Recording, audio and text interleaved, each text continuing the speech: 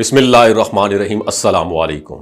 سورہ فاتحہ کی ہم بات کریں تو ایک روحانی راز ہے، اس کو اینڈ تک دیکھیے گا ویڈیو کو، بہت کچھ سیکھنے کا موقع ملے گا۔ دوستو، قرآن پاک کی حقانیت پر ہر مسلمان کا دل گواہی دیتا ہے۔ یہ صرف عربوں کے لیے نہیں ہے بلکہ پوری انسانیت کے لیے اللہ تعالیٰ کا لاسٹ میسج ہے۔ ہر زمانہ، ہر قوم، ہر نسل کے لیے اور ہر اس کے لیے قرآن کا دروازہ کھلتا ہے، اسی قرآن کا دروازہ کھلتا ہے۔ اور سورہ فاتحہ کی بات کریں، سورہ فاتحہ سے آج ہم آپ کے سامنے ایک ایسا سیکرٹ، ایسا روحانی نقطہ رکھنے آپ کے سامنے جا رہے ہیں جسے جان کر آپ کا ایمان مزید تازہ ہو جائے گا۔ یہ وہ نقطہ ہے جسے ہم نے کبھی غور سے نہ سنا، نہ ہی عام طور پر اس پر بات کی جاتی ہے، اور یہ ہے سورہ فاتحہ میں 7 حروف کا غائب ہو جانا۔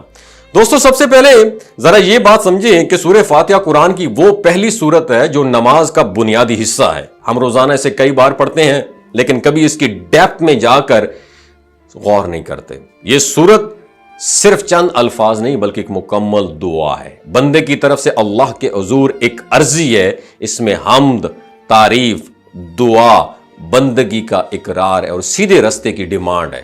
اب دلچسپ بات یہ ہے کہ عربی زبان کے 28 حروف میں سے اس سورہ میں 7 حروف ایسے ہیں جن کا ذکر ہی نہیں ہوا، اور وہ حروف ہیں فے، زوئیں، شین، زے، خے، جیم، سے۔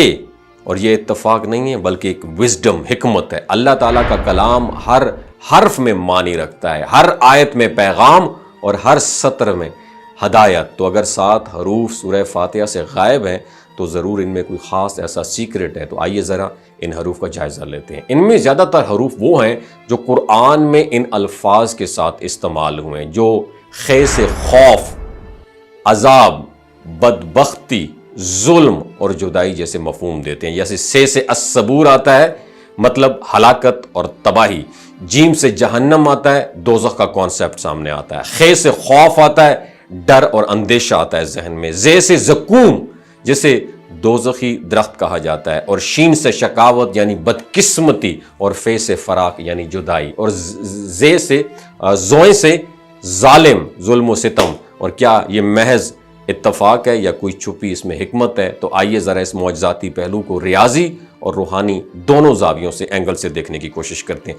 جب آپ 1 سے لے کر 7 تک کے اعداد کو آپس میں کنیکٹ کرتے ہیں، یعنی 2 جمع 1 3، 3 جمع 3 6، 4 جمع 6 10، 5 جمع 10 15، 15 جمع 6 21، 21 جمع 7 تو یہ 28 ہوتا ہے۔ اور یہ 28 وہی عدد ہے جو عربی حروف کی کل تعداد ہے۔ اور دلچسپ بات یہ ہے کہ 7 غیر موجود حروف اور 21 موجودہ حروف، یہ بھی 28 بنتے ہیں۔ اور اب غور کریں، کیا یہ ممکن ہے کہ ایک ایسی صورت جس میں بندہ اللہ تعالیٰ کی حمد کرے، اس سے ہدایت مانگے، سیدھے راستے کی دعا کرے، اور ان میں ان الفاظ کا گزر بھی ہو جو مایوسی، تباہی یا ظلم کی علامات ہو؟ پاسبلٹی نہیں بنتی۔ یہی وجہ ہے سورہ فاتحہ کو ایک خالص دعا بنایا گیا ہے، ایسی دعا جس میں صرف روشنی ہے، امید ہے، محبت ہے اور رب سے قربت کا جذبہ ہے۔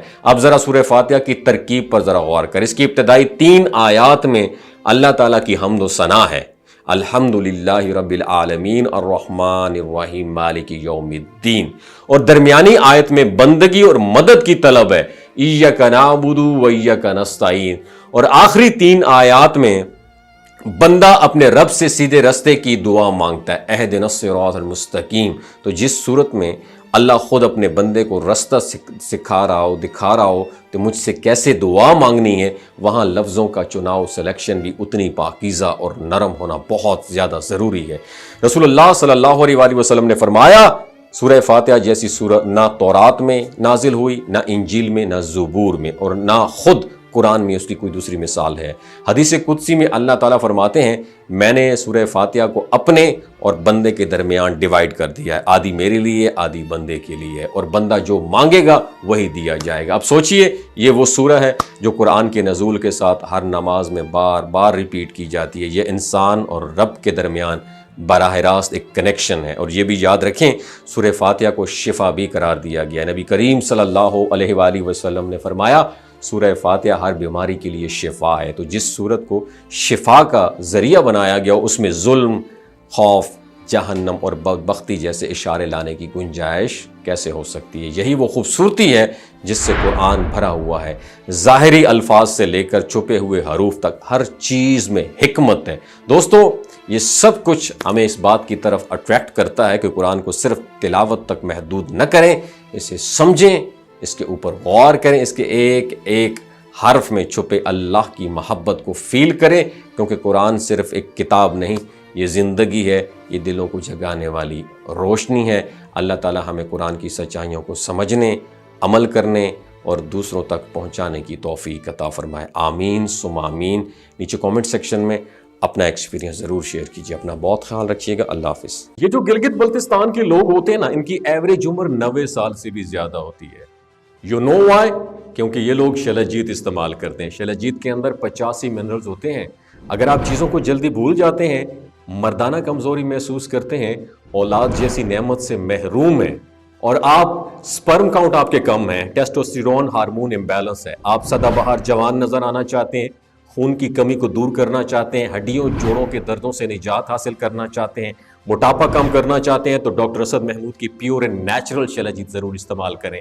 ایک بات آپ نے دماغ کی کھڑکیوں کو کھول کے آپ نے سننی ہے، ہمیشہ آرگینک اور قدرتی چیزوں کا استعمال کریں، کیمیکل والے فوڈ سپلیمنٹ خدا رہا استعمال نہیں کرنے۔ اگر آپ ڈاکٹر اسد محمود کی پیور اینڈ نیچرل شلجیت کو آرڈر کرنا چاہتے ہیں، نیچے دیے گئے نمبر پر واٹس ایپ کریں۔ 3 باتوں کا خیال رکھنا ہے: ہائی بلڈ پریشر میں مبتلا افراد، خواتین جو پریگننٹ ہیں، اور 15 سے 20 سال کی جو نوجوان نسل ہے جو غیر شادی شدہ ہیں، اپنے سیکشول پاور کو بوسٹ کرنے کے لیے استعمال کرنا چاہتے ہیں، تو ڈاکٹر کی ایڈوائس کے بغیر استعمال نہ کریں۔